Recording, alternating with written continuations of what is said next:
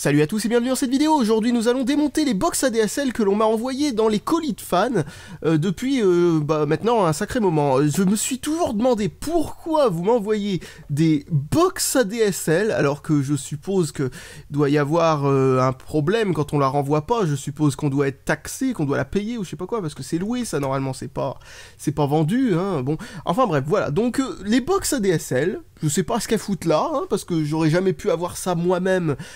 Je sais pas comment d'ailleurs, hein, je travaille nulle part qui permette de récupérer ça, donc c'est génial, c'est une vidéo que j'aurais jamais pu faire sans vous d'ailleurs, hein, voilà, donc hop, donc voilà, donc j'ai plusieurs box ADSL, j'ai la partie box, la partie qui se branche directement au réseau de la Livebox. On dirait un modèle assez récent à la tête que ça a, je sais pas exactement de quand ça date. Est-ce que c'est marqué une date ou je ne sais pas quoi dessus? Livebox 3, bon bah il faut chercher sur Wikipédia pour savoir ce que c'est, je vais regarder ça après quand j'y retournerai. Donc il y a celle-là, c'est une vieille 9 box, la 9 box 4, voilà, en Wi-Fi G, etc. Il paraît que celle-là, on peut la hacker, parce que quelqu'un me l'a dit dans les commentaires quand je l'avais reçue, on peut la hacker pour en faire tout simplement un truc OpenWRT, c'est-à-dire faire en sorte de pouvoir l'utiliser avec n'importe quel réseau, etc., avec plein de petites fonctions et tout. Mais bon, vu qu'elle fait que le Wi-Fi G, sans antenne externe d'ailleurs en parlant de ça, et qu'elle ne fait... Bon, ça n'a pas beaucoup d'importance quand c'est du Wi-Fi G et pas du Wi-Fi N, que les antennes soient internes et pas externes. Je suppose qu'elle fait pas le gigabit Ethernet, mais uniquement le fast Ethernet. Donc si c'est bien le cas, ça me sert absolument à rien, mon réseau tourne en gigabit Ethernet à cause du NAS, donc c'est complètement inutile. Ensuite, il y a cette partie qui semble être la partie TV ouais, a priori c'est en deux parties, vu que oui, ça s'est relié à la box visiblement, donc oui, c'est en deux parties a priori. Donc la partie TV d'une box SFR, SFR, dessus il y a marqué STB, STBP, SGM R2. Aucune idée à quoi ça correspond, encore une fois.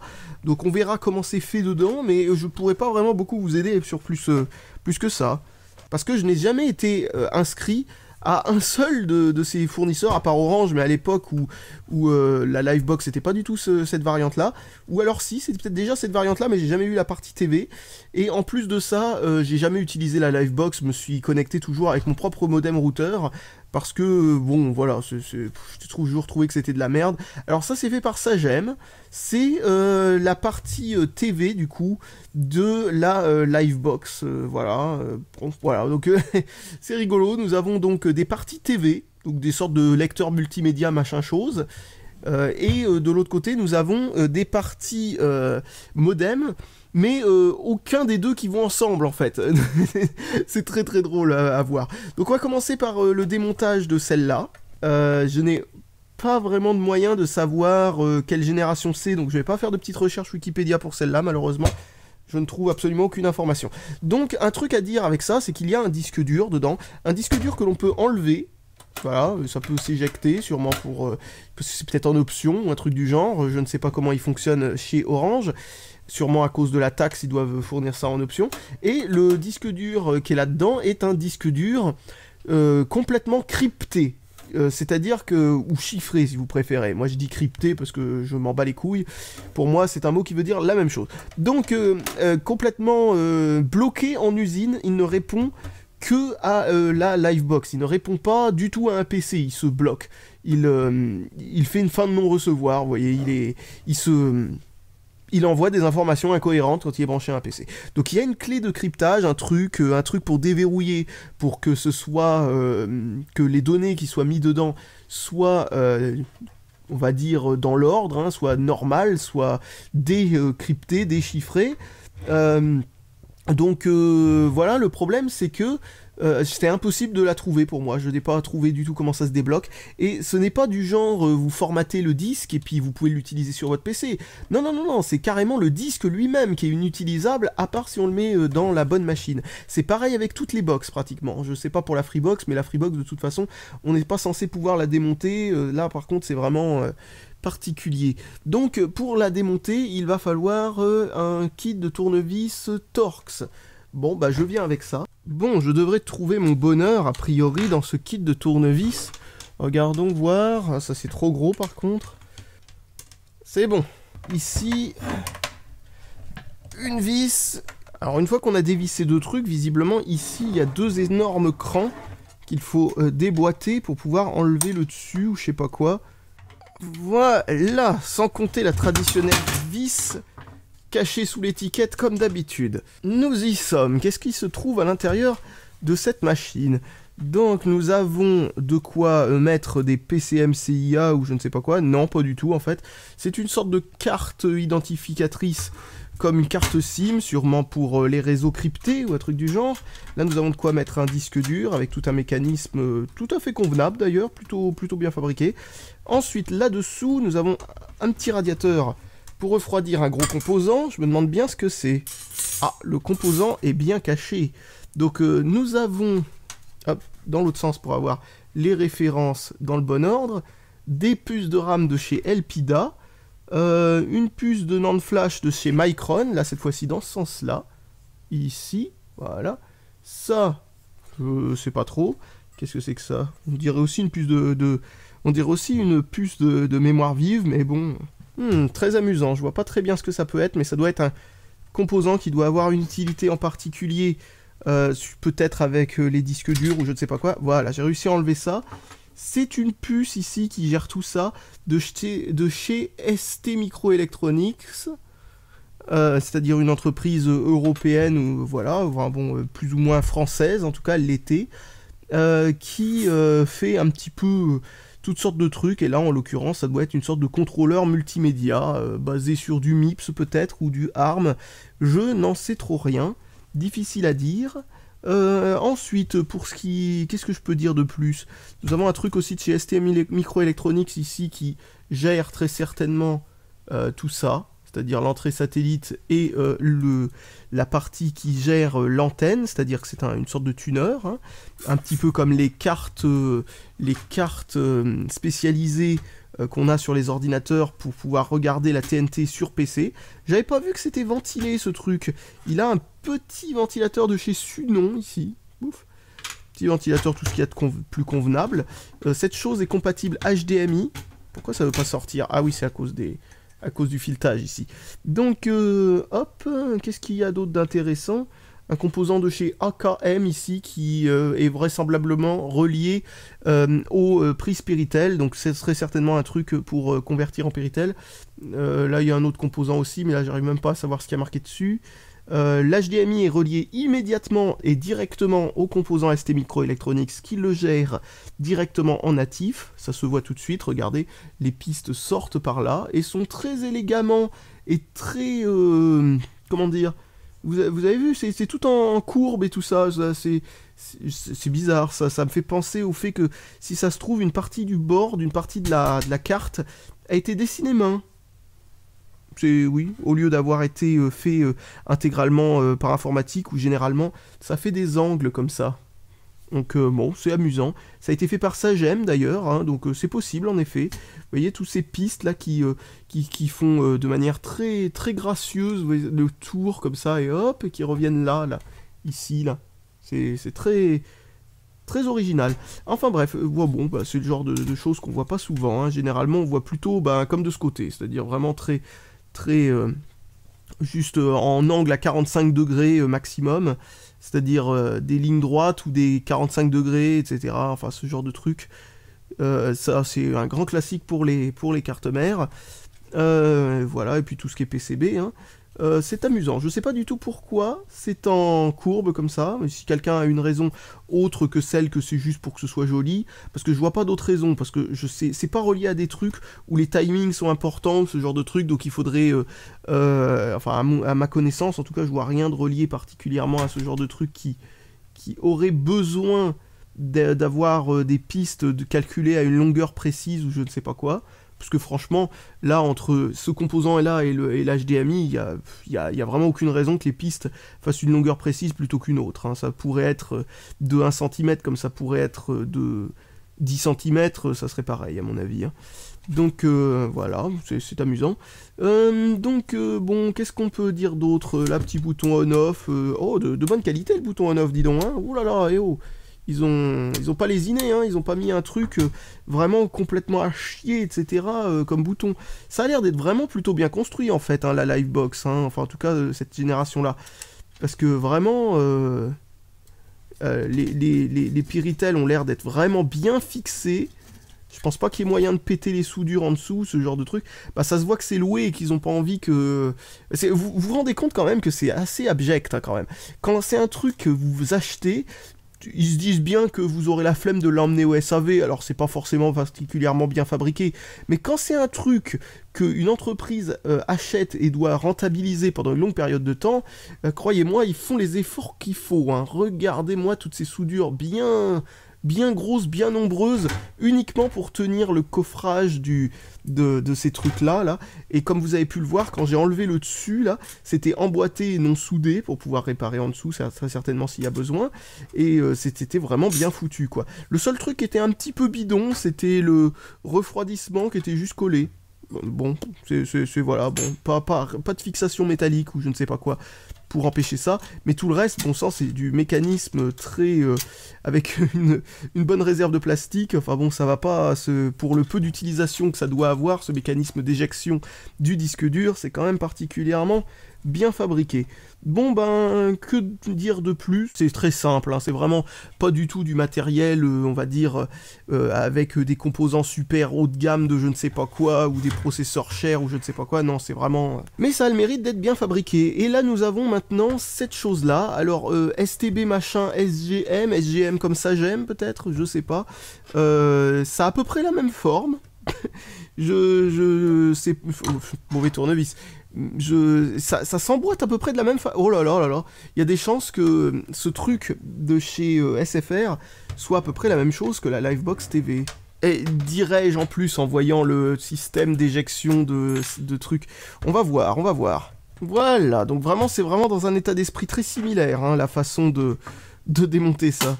Du coup, ça me fait dire que ça doit être fabriqué par la même entreprise. Est-ce que c'est du Sagem? Je ne sais pas. Ça n'a pas l'air d'être écrit, ou que ce soit. Par contre, même switch pour éteindre, exactement les mêmes choses, même sorte de disposition, etc. Un petit ventilateur qui s'est approvisionné au même endroit chez Sunon aussi.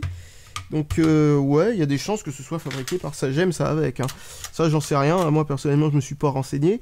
Là, il y a de quoi mettre un petit truc supplémentaire, certainement, pour que les deux puissent communiquer en Wi-Fi, peut-être. Entre la box ADSL et l'autre. Donc là, il y a ça qui s'en va. Et, oulala, c'est beaucoup plus compliqué. Beaucoup plus complexe, la fabrication de ce truc-là. Donc déjà, on a deux ports réseau ici. Je sais pas exactement à quoi ça sert. C'est peut-être une sorte de petit hub switch ou je ne sais pas quoi rajouté derrière ça pour qu'on puisse... brancher, je sais pas, je ne sais quoi, qui serait, au lieu de le brancher directement, faire passer des câbles directement venant de la box, on peut brancher à partir de cette box un peu plus loin, façon switch, ce qui n'est pas une mauvaise idée. Et là, nous avons un composant Marvel pour gérer ça. Ici, nous avons l'entrée du réseau, donc une troisième prise réseau, ici, juste pour récupérer les données. Donc ça vient par là, et puis là, il y a donc quelques prises ici, il y a un HDMI, deux ports Péritel, toujours deux ports Péritel, parce que je suppose que ce truc-là, doit pouvoir enregistrer sur son disque dur ce qui vient en Péritel, parce que franchement je vois pas sinon la raison pour laquelle mettre deux ports Péritel à notre époque, enfin à l'époque de ce truc là. Là, nous avons des composants vraiment très spéciaux là. Alors encore une fois, le même petit radiateur collé d'une manière, à mon avis, pas particulièrement sécurisée, même si bon, vous voyez quand même que ça tient, hein. Il faut quand même le vouloir pour l'enlever, hein. C'est pas un choc pendant le transport qui va le virer, je pense. Il avait l'air mieux collé que l'autre. Alors, cette fois-ci, nous avons toujours un composant ST Microelectronics, à peu près le même genre de composant. Nous avons de la RAM ici, de chez Elpida et avec. Nous avons une puce ici, là aussi au même emplacement, dont je ne connais pas le but de son existence. De la mémoire morte pour contenir le système d'exploitation, etc. de tout ce bazar. Et donc, regardons les références de ces puces. C'est quoi, ça ? Une puce de chez Spension. Où c'est que j'avais vu cette marque déjà la dernière fois? Bah a priori c'est de la mémoire flash, alors je me demande bien pourquoi il y a deux puces de mémoire flash, une ici et une là. Sûrement parce que il doit avoir deux utilités différentes. Voilà, où un composant peut pas forcément accéder à ça, donc il y en a un qui doit contenir une ROM, on va dire, plus profonde, et l'autre, une autre qu'on peut reprogrammer via mise à jour. Et il y a visiblement de la RAM Samsung ici, reliée à un composant numéro 2. C'est pour ça que c'est plus complexe celui-là par rapport à l'autre. Nous avons un composant de chez VIX, et c'est quoi, VIXS, what, Xcode 4105. Je me demande bien ce que ça peut être que ce truc, et pourquoi ils ont été obligés de rajouter ça. Ok, donc visiblement ce truc à lui seul, et sa complexité monstrueuse, sert qu'à une seule fonction, c'est à pouvoir transmettre sur la télé ce qu'il y a sur l'iPhone, ou l'inverse. Je sais pas, l'un ou l'autre. Enfin, en tout cas, c'est ce que j'ai trouvé sur Internet, à propos de ce composant exact, hein, pas juste voilà. Donc ce composant a besoin de sa propre RAM uniquement pour ça, et rajouter autant de complexité au truc juste pour une petite fonction que absolument personne n'a jamais utilisée, étant donné que ce genre de truc... Enfin bon, voilà. Bref, même encore aujourd'hui d'ailleurs, avec des trucs comme le Google Chromecast ou des trucs comme ça, ce genre de fonction, on n'utilise pas ça énormément, surtout que vous vous rendez compte quand même qu'il y ait besoin d'un composant aussi complexe ajouté avec sa propre RAM et tout ça à un truc comme ça, au lieu d'avoir tout simplement un processeur plus compétent à l'autre bout. C'est waouh, c'est impressionnant tout de même, hein. C'est vraiment vouloir utiliser ça, hein. Je suppose que c'est parce que tout était déjà codé pour ce truc-là, de toute façon. Donc voilà, bon, encore une fois, hein, vraiment, on est dans un truc qui est bien fabriqué, très très bien fabriqué, PCB très épais, tout ça, enfin bon, voilà, très très bien fabriqué, avec des pistes qui ont été dessinées aussi à la main, visiblement là aussi. Pas du tout les mêmes d'ailleurs, hein, pas celle... ah bah si, vous avez vu la piste qui relie à l'HDMI, elle est beaucoup plus courte, elle aussi elle a été faite comme ça. Donc... bref, dans tous les cas, tout ça pour dire que vraiment la complexité monstrueuse de ce truc-là cache juste en fait le fait que c'est exactement la même chose que l'autre, avec le double de RAM visiblement. Ou avec tout simplement une RAM avec une densité plus faible, je ne sais pas, mais je pense que c'est plutôt le double de RAM. Et voilà, donc bon, encore un composant pour gérer ici les péritels, etc. Bon, bref, c'est exactement la même chose, hein. C'est vraiment exactement le même principe, mais franchement, en termes de complexité, c'est moins complexe qu'un bon gros enregistreur DVD de bonne qualité, hein. Il y avait des enregistreurs DVD de bonne qualité avec disque dur intégré, c'était beaucoup plus complexe que ça. Ça, c'est vraiment... enfin voilà, quoi, c'est basique, quoi. Et on vous loue ça super cher d'ailleurs, alors que c'est juste une petite boîte, un petit boîtier enregistreur, lecteur vidéo bas de gamme. Non, je déconne. Ah, et regardez, à transparence, on arrive à voir ça j'aime, écrit à l'envers. D'accord. Donc si le truc est ouvert, ça j'aime apparaît. Si le truc est fermé, on ne le voit pas. Donc ouais, c'est bien fait par Sagem. Donc c'est de bonne qualité, mais encore une fois, c'est vraiment un truc supra basique en fait. Allez hop, maintenant on passe à ce truc-là, qui est donc une Livebox 3. C'est... voilà, je sais pas trop ce qu'on peut en faire exactement quand on n'a pas le réseau chez eux. Peut-être éventuellement qu'on peut s'en servir comme routeur ou je ne sais pas quoi. Je ne sais pas du tout ses capacités, alors je suis parti pour rechercher ça sur internet.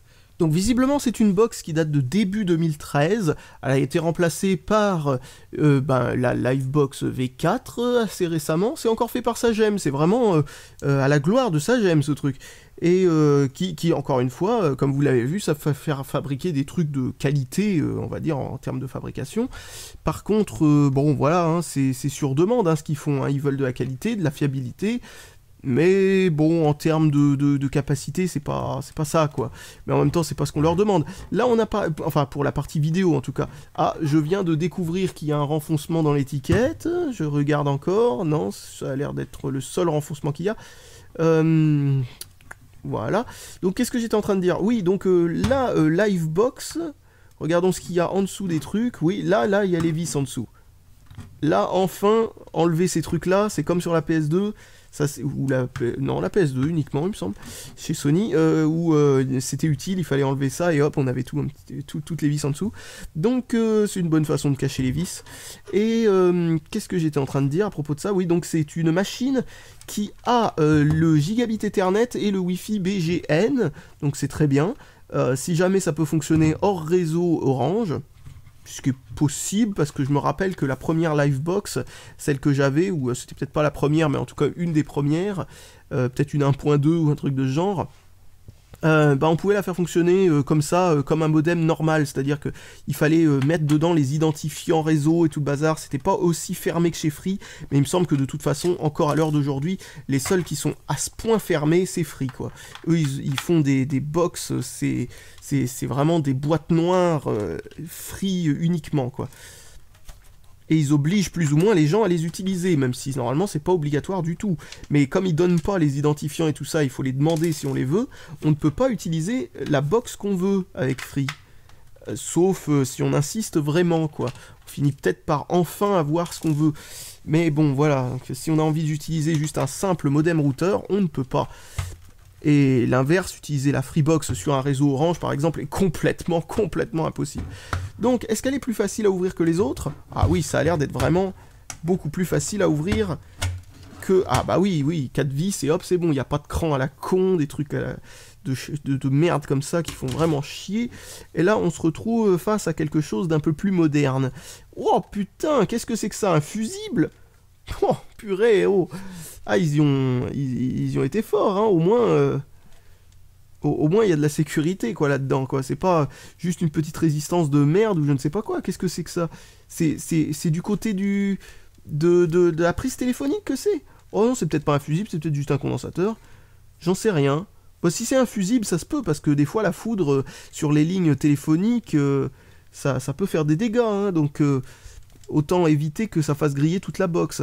En tout cas, à ce que je vois, le réseau téléphonique est bien isolé derrière je sais pas combien de trucs. Enfin bref, toujours ce bon gros bouton bien solide où on peut pas péter les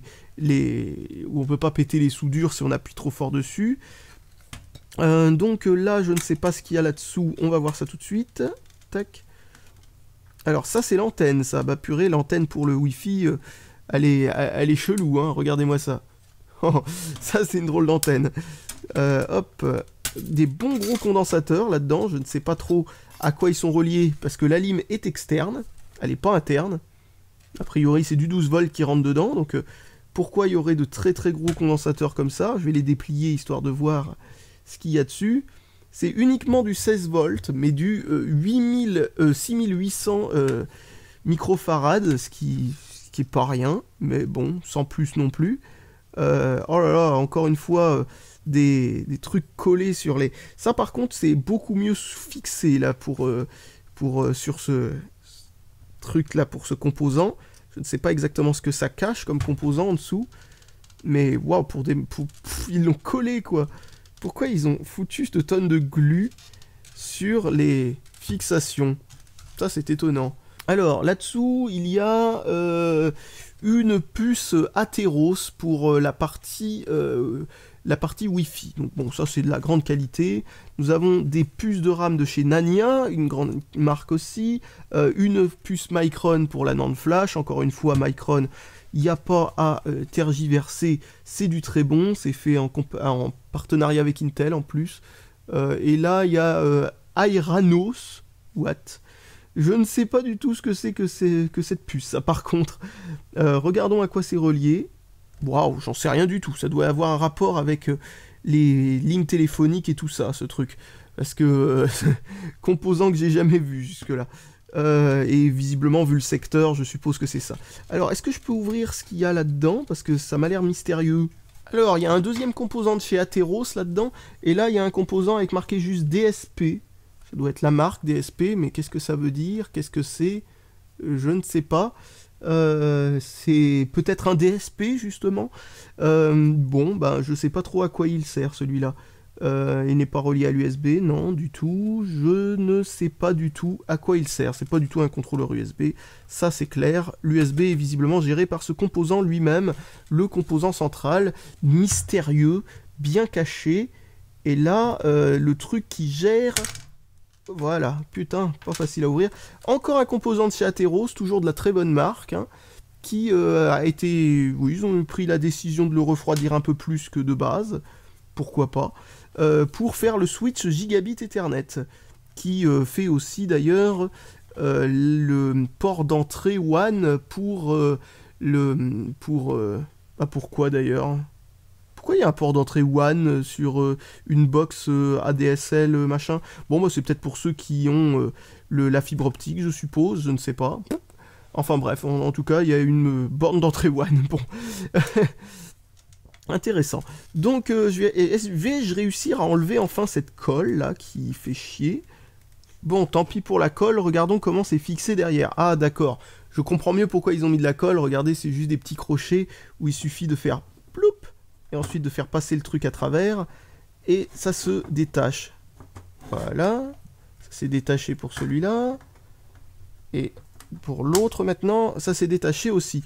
Bon, bah donc c'est détaché pour les deux, mais maintenant la colle permet de faire en sorte que si par accident pendant le transport ça se détache, et bah ça tient quand même si c'est un petit peu miteux. Ouais, je suppose qu'on peut faire tourner cette machine à vie uniquement avec la colle pour retenir ce truc, hein. Franchement, quand on voit comment ça... Oh là là là là, c'est pénible ça, hein. Oh, cette colle... Oh, j'ai réussi à enlever le ressort avant d'enlever le reste. Ah, ça c'est... J'aime pas quand les constructeurs utilisent de la colle comme ça, comme recours pour... ça sent le... Bah, bon, c'est bizarre, c'était pourtant bien conçu, et puis bon, bah tant pis, on va pas reconcevoir tout le bordel, on va juste mettre de la colle, et puis ils seront contents. Ça, je déteste quand les constructeurs font ça, hein. Pourtant, c'est pas si grave, hein, ils auraient... Bon, je vais enlever ça parce que je vais bousiller l'écran, sinon... Ouais, je déteste quand les constructeurs font des trucs comme ça, juste pour... Juste parce qu'ils ont fait une petite erreur au départ. Mais, bon, après, c'est vrai que... Je vois pas quelle raison, à part la curiosité de savoir quels composants ils utilisent, pousserait quelqu'un à virer cette colle. Parce que si le composant en dessous marche plus, de toute façon...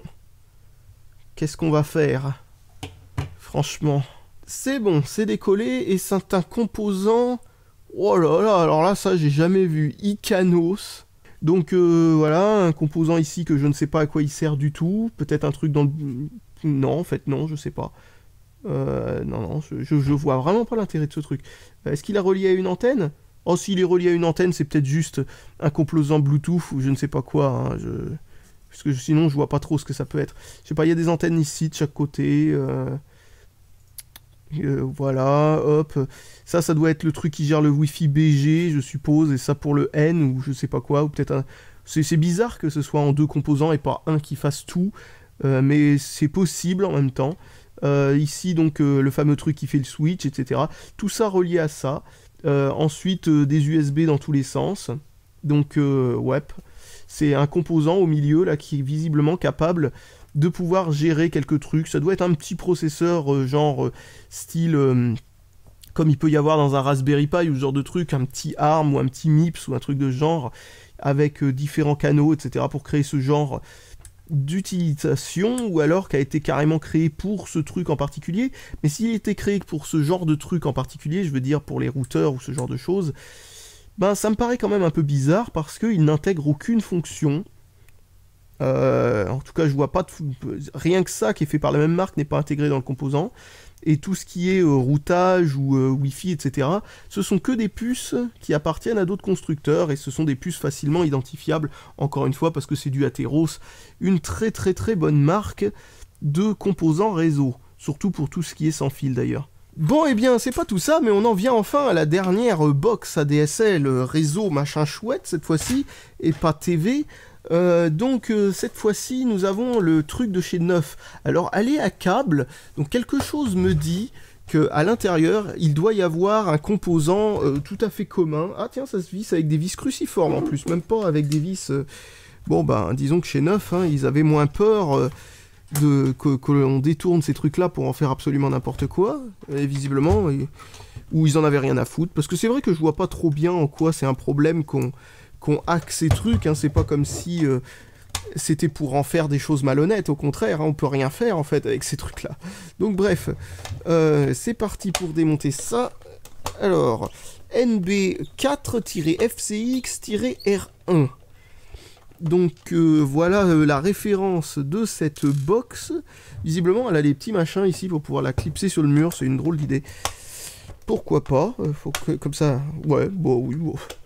Ça fait moche quand même, je trouve. Parce que c'est pas comme si le design de cette box était particulièrement merveilleux. Enfin, après, c'est mon avis, je sais pas, hein, chacun son truc. Comment ouvrir ce bidule? Ouais, en fait, ça s'ouvre très facilement avec les ongles. Hein. Hop, on enlève le fond comme ceci. Et ensuite, on se retrouve avec... Waouh! Avec ça. Donc, une petite prise ici pour sûrement le cadran avec marqué... 9, ici on voit à peine, ouais voilà on arrive à le voir là, grâce à la lumière. Donc comment c'est foutu ce truc? Donc d'un côté nous avons une puce, waouh c'est quoi, une puce de vieille RAM, genre une sorte de DDR ou je sais pas quoi, ou même de SD-RAM ici. Bah, putain, c'est... Voilà, quoi. Bon, là, nous avons un PCMCIA, là, pour le coup, vraiment, c'est pas juste un truc pour mettre une petite carte ou je sais pas quoi, avec un composant de chez Broadcom en dessous. Donc, Broadcom, ça, c'est très connu, très basique. Visiblement, un composant qui fait le Wi-Fi et qui est juste... c'est ça, l'antenne. C'est ce petit bâton. Bon, on va pas trop se plaindre parce que des fois, c'est encore pire que ça. Et, une deuxième antenne ici, tiens. Bon, pourquoi pas, hein, en même temps, hein, chacun son truc, hein, les petits bouts de fil de fer du jardin utilisés pour faire ça, pourquoi pas, hein, ça marche.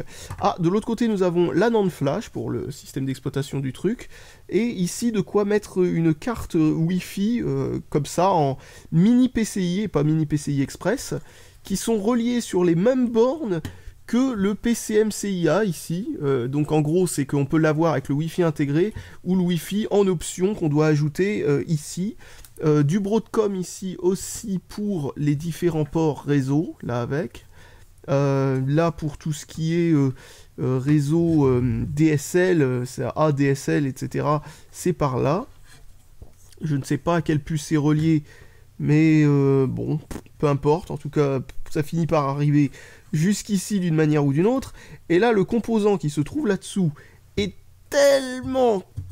Waouh, le refroidisseur, lui là, je peux pas enlever ce truc là sans faire chauffer massivement pour réussir à le décoller, donc je vais regarder ce que c'est. D'ailleurs, vu qu'il est à câble, ça va être très facile de savoir ce que c'est en regardant sur internet, donc OpenWRT 9box 4.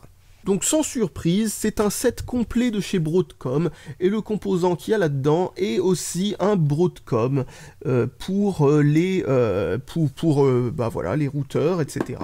Mince, je n'ai pas regardé ce que c'était réellement en particulier précisément, je vais regarder ça tout de suite, c'est un BCM 6300 quelque chose. Donc BCM 6300 quelque chose associé à quelques composants ici pour... le Wi-Fi... Ah oui, tiens, ça m'étonne, ça, tiens, c'est vrai. Il y a une carte ici pour mettre quelque chose en PCI, ou un truc ici, mais il y a aussi du Wi-Fi intégré directement dans la carte mère. Je sais pas, pour faire une upgrade de Wi-Fi, peut-être, je ne sais pas. Tiens, c'est vrai, ça, je me pose bien la question de ce à quoi ça peut servir. Enfin bon, c'était... pas peu commun de voir ce genre de B d'upgrade dans les box à cette époque-là. Il y avait par exemple la Freebox V3 ou je sais pas quoi qui avait aussi ce genre de truc, parce que le Wi-Fi n'était pas intégré dedans. Il y a un port USB bleu, mais pas un USB 3 pour autant, qui se trouve ici. Ouais, c'est marrant, c'est le code couleur qui a été choisi ensuite pour l'USB 3 quand l'USB 3 est sorti, mais ça n'a rien à voir avec l'USB 3. Donc voilà, c'est du Fast Ethernet, etc. C'est du Wi-Fi assez ancien. C'est assez inutile de nos jours, mais encore une fois, c'est tout à fait bien construit. Je sais pas si c'est fait par Sagem cette fois-ci, ça avait l'air de marqué nulle part. Je regarde à nouveau, en tout cas 100% Broadcom, donc c'est pour ça que c'est à câble, c'est parce que c'est du matériel extrêmement standard, que l'on peut trouver aussi dans des routeurs que l'on peut acheter séparément, qui ne sont pas des box. Vous savez, quand vous achetez un routeur spécialisé, genre un truc D-Link ou je sais pas quoi, comme on faisait autrefois, ou des trucs d'autres marques, hein, y en a plein, attends, il y a quoi? Bah il y a Link 6 par exemple comme marque, ou TP-Link, enfin ce genre de trucs, qui font des routeurs. qui sont compatibles avec l'ADSL ou ce genre de truc, ou uniquement en réseau câblé, hein, peu importe, il y a les deux variantes qui existent, eh bien c'est pratiquement toujours des composants de grandes marques que vous trouverez dedans, par exemple du Broadcom, mais ça peut être aussi du Atheros ou des trucs comme ça, et pas uniquement pour le réseau comme pour la Livebox, mais aussi pour le composant central. Donc voilà, ben, je pense ne plus rien avoir à dire de spécial. Tiens, je viens de voir des condensateurs gonflés ici. Voilà, qu'est-ce qu'on peut dire de plus là-dessus? C'est assez basique ce qu'on trouve là-dedans, enfin c'est des anciennes box hein, pour les box télé. Pour ce qui est de cette box-là, qui est une box relativement récente, c'est plutôt du bon matériel, même si je vois absolument pas d'où vient le composant principal. J'ai jamais entendu parler de cette marque jusque-là. Ensuite, voilà, bon, c'est encore une fois assez basique malgré tout, hein, c'est vraiment juste le strict minimum hein, de ce qu'il faut pour faire ça, mais le strict minimum est aussi... Enfin, quand je dis le strict minimum, j'exagère un peu quand même, parce qu'ils font quand même l'effort de mettre du gigabit Ethernet, ce qui, à mon avis, n'a pas d'intérêt pour tous ceux qui n'ont pas de NAS, et comme ceux qui ont un NAS sont de plus en plus nombreux, mais quand même en 2013 quand ils ont sorti ça n'étaient pas non plus très nombreux, hein, eh bien c'était pas forcément indispensable, hein, ils auraient pu toujours jouer les Rapia et puis nous donner juste un vieux switch Fast Ethernet pourri, mais bon, c'est que ça aurait quand même été dommage. Donc, ouais, qu'est-ce qu'il y a d'autre à dire de plus là-dessus? J'adore ce bouton. Franchement, ce genre d'interrupteur, là, super industriel, super solide, que met Sagem pour les boutons on-off sur ces box, c'est vraiment génial, quoi. Rien que pour les boutons, c'est génial. Moi, je récupérerai le bouton si j'en ai besoin d'un truc pour faire un switch ou je ne sais pas quoi sur une console. Ce bouton est absolument parfait, quoi. Il est supra solide. Bon voilà, c'est du bon matériel. Bon bref, voilà, donc c'est fabriqué de manière solide. Voilà ce que je voulais dire par là. Mais c'est rarement du matériel vraiment extrêmement, on va dire, standard, comme celui-là. Là, franchement, là, c'est du matériel extrêmement standard, extrêmement robuste, extrêmement testé et retesté par un millier de marques. Donc, bon, bah voilà, chez Neuf, au moins, ils avaient ça. Mais bon, l'inconvénient de ça, c'est d'être à câble relativement facilement. Donc voilà, ben, par un câble, encore une fois, hein, ça sert à rien. Disons que c'est pas pour faire du mal au matériel qu'on veut le hacker, hein. C'est pas comme pour les consoles où par exemple ça permet de pirater les jeux ou ce genre de trucs. Là, ça sert juste à faire en sorte qu'on fasse en sorte que le matériel ait plus de fonctions, quoi. Mais ça n'a aucun intérêt négatif pour qui que ce soit, donc je sais pas pourquoi ça les embête tant qu'on puisse hacker ce genre de truc, surtout qu'en plus le truc c'est qu'une fois qu'on l'a démonté, ils sont obligés de nous la faire payer, donc c'est au contraire, pour eux ça devrait être tout bénef, parce qu'ils font payer ça à prix d'or si on peut pas la rendre. Donc voilà, bah, je pense ne plus rien avoir de spécial à dire, donc je vous dis salut à tous et à la prochaine.